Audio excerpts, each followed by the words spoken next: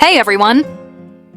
If you've been keeping up with my latest videos, you might have seen one where I discussed whether it's worth pulling for MAVUIKA in version 5.3. After publishing the video, I realized I forgot to talk about her constellations. My apologies. So, I thought, why not dedicate a video solely to her constellations and dive deeper into each one? That's what we'll be discussing today. MAVUIKA is already incredibly strong, as most people know. But are her constellations worth it? Let's find out. I know many of you are planning to pull for MAVUIKA or Citlali in version 5.3, and if you're out of Primo Gems or want some extra ones to get constellations or signature weapons, let me introduce you to Loot Bar. Loot Bar is a website that offers various Genesis crystal packs at great prices, with discounts of up to 23% compared to in-game prices. Pretty awesome, right? On top of that, the top-up process is very quick and easy. All you need to do is select the desired pack, choose your server, and enter your UID. Then just wait a few minutes, and the pack will automatically arrive in your account. And that's it. You've got your crystals and saved money. Loot Bar is completely reliable, with over 20,000 positive reviews. Plus, if you register using the link in the description or pinned comment, you'll also get an additional coupon with an 8% discount for new users that can be combined with all other discounts. To give you a quick spoiler, MAVUIKA's constellations are extremely powerful. They essentially transform her from a strong character at C0 into an absolutely broken one. Each constellation enhances a specific part of her kit. Let's break down what each one does. The first constellation, the Night Lord's Explication, improves her resource management and offensive capabilities. It increases her maximum Night Soul points from 80 to 120, allowing extended use of the Night Soul's blessing state. It also boosts the efficiency of fighting spirit accumulation by 25%, which is crucial for maintaining her elemental burst activation.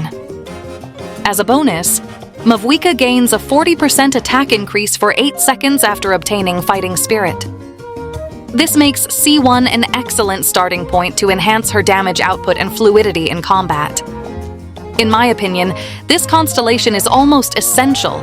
It boosts both her DPS and sub-DPS potential, improves exploration, and reduces her reliance on Natlan characters. The second constellation, the Ashen Price, introduces effects based on the form of her elemental skill. In the tap version, nearby enemies' defenses are reduced by 20%, increasing overall team damage. In the hold version, MAVUIKA gains bonus damage scaling depending on the type of attack. Normal attacks get a 60% boost, charged attacks get 90%, and ultimate attacks gain 120% additional scaling. Additionally, C2 increases her base attack by 200 while in the Night Soul's blessing state. This constellation feels like an entire character kit on its own. It makes MAVUIKA incredibly strong in any situation. If you unlock this constellation, you can slot MAVUIKA into virtually any team, and she'll shine brightly. At C3 and C5, MAVUIKA gains level increases for her Elemental Burst and Elemental Skill, respectively, raising their maximum levels to 15 and enhancing their damage scaling significantly. Her fourth constellation, the Leader's Resolve, greatly enhances her passive talent Kiongozi. Normally, Kiongozi's damage bonus decays over time after using her Elemental Burst. With C4, this decay is completely eliminated, ensuring that MAVUIKA maintains maximum damage throughout the effect's duration. Additionally, it provides an extra 10% damage bonus on top of the existing buff. This makes C4 particularly impactful in scenarios where she acts more as a support rather than a primary DPS. Finally, at C6, humanity's name unfettered, MAVUIKA becomes a true powerhouse. Her skill receives a massive damage boost while riding her motorcycle, Flamestrider, summoning a fire ring that deals 400% of her attack as damage and reduces nearby enemies' defenses by 20%. Additionally, when her Night Soul points drop to 5 or below, she instantly regenerates 80 points. This allows her to stay permanently in Flamestrider mode while dealing immense damage across all parts of her kit. At this point, she becomes not only one of the strongest exploration characters, but also an unstoppable force in combat. In summary, all of MAVUIKA'S constellations provide substantial improvements. C1 enhances resource management and elemental burst activation while reducing dependence on Natlan characters. C2 offers team utility and significant personal damage boosts, and C4 ensures sustained maximum performance during her burst with its team-wide damage buff. For dedicated fans or those planning to build teams around MAVUIKA specifically, aiming for higher constellations like C4 or even C6 is highly rewarding. For free-to-play players, however, constellations represent a significant investment that requires careful consideration. At C0, MAVUIKA already offers solid pyro damage both on-field and off-field through her elemental skill and burst mechanics like the Flame Strider motorcycle that enhance mobility and combat versatility. This makes her viable for most teams without immediate need for constellations.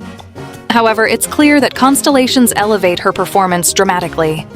Early constellations like C1 and especially C2 are particularly impactful, with C2 often being considered a sweet spot for unlocking much of her potential.